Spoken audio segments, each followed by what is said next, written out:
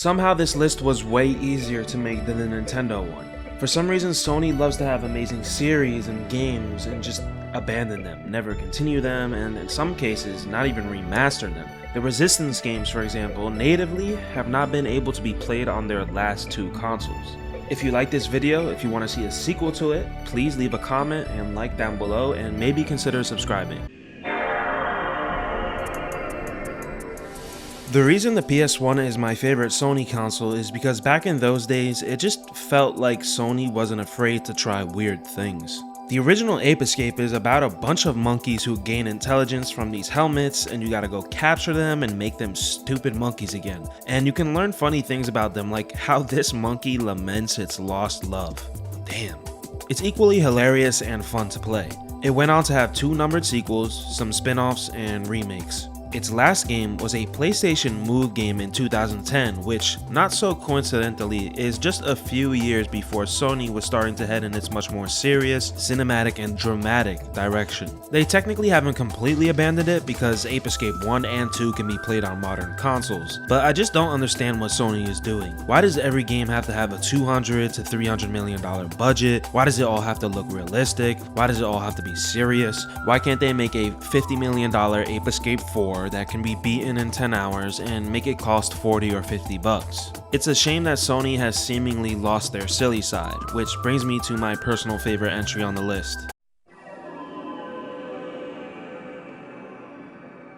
I fucking love Parappa the Rapper. The first game is the definition of iconic. It's short, but the songs are all bangers, and this game is just so weird and funny, and it's low-key a pioneer of an entire genre of game, rhythm. The second game has less memorable songs, but keeps that odd humor and charm from the first one. I mean, guys, the story of the second game is about a villain who is turning everything in Parappa's town into ramen noodles. It's so strange in the best way possible. Not only does Sony not have many games like this, there's just not many games like this at all. The same thing I said about Ape Escape can be said here. Give Parappa the Rapper 3 a $50 million budget and make it 40 bucks. The story basically writes itself. You can have Parappa have become like a famous big time rapper, but he hasn't had a solid album in like 20 years. Kinda almost breaking the fourth wall and hinting at how he hasn't had a solid game or any game in over 2 decades. You can probably even get a couple of real rappers to work on the songs for this game, since guess what? They love video games too. And yes, even though Guitar Hero kinda fell apart, rhythm games still sell decently well. I mean, come on, not every game has to do God of War Ragnarok sales. I was never huge personally on Jak and Daxter as a kid, but obviously these two guys were the kings of the PlayStation 2, along with Sly and Ratchet. Now, while I do want to say that colorful, cartoony platformers in a well-known franchise can still sell extraordinarily well, Jak and Daxter famously stopped being that after the first game. The latter two games became almost more like a kid's version of GTA, and guess what? There's still a market for that too. Surprisingly, GTA clones barely come out anymore, and look at the last one that did. It was a complete failure. And a game with that style, with maybe a T rating, isn't a bad idea. The frustrating thing about Jak and Daxter is reading up about the cancelled PlayStation 3 game that was cancelled for the dumbest fucking reason possible. Basically, the top guys at Naughty Dog were like, oh, well, we couldn't make these cartoony characters work in a realistic style. But who the fuck wanted it to be realistic? Why did you think that's what anybody wanted? It's just so stupid. If Ratchet could stay the way it is, why couldn't Jak? The real answer is Naughty Dog just wanted to move on. And I get that, but you could have always had a smaller first-party studio do it.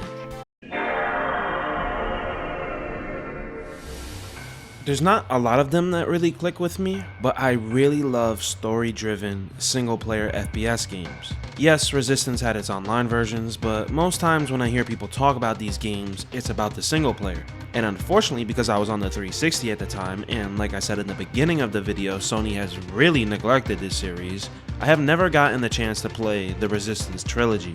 Story-driven FPS games are a niche thing. Most times FPS games are multiplayer focused and have a shitty story mode barely included. But the last two Doom games prove that they can still sell well and be a hit with the fans. While I wasn't crazy about Eternal, Doom 2016 is fucking amazing. It's really weird how these games haven't gotten, at the very least, an HD trilogy.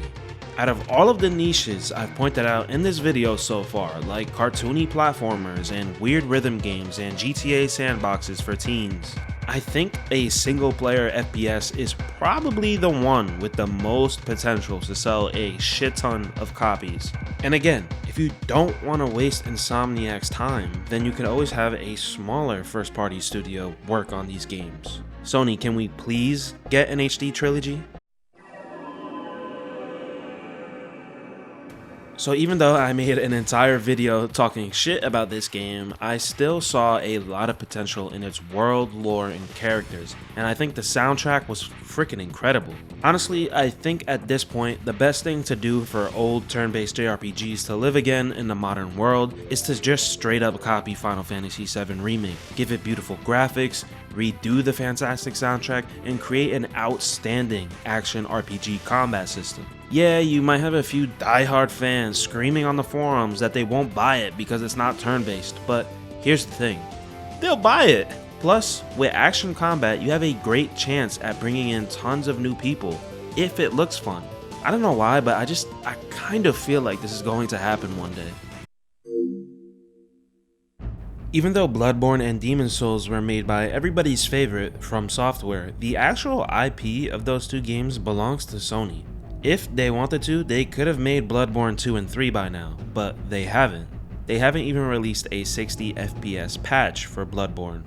This is curious because when most people talk about the best From Software game, it's usually between Dark Souls, Bloodborne, and Elden Ring. I had experience with the From Software games for a couple of years, but it wasn't until last year where they were really starting to click with me. So I went back again to try Bloodborne and I absolutely fell in love with it. The aesthetic and vibes are unlike almost any game I've played, and the emphasis on speed and health recovery gives the From Software combat a much needed breath of fresh air. Sony honestly needs to do something soon because we're in a point in the industry where plenty of smaller developers are making From Software inspired games.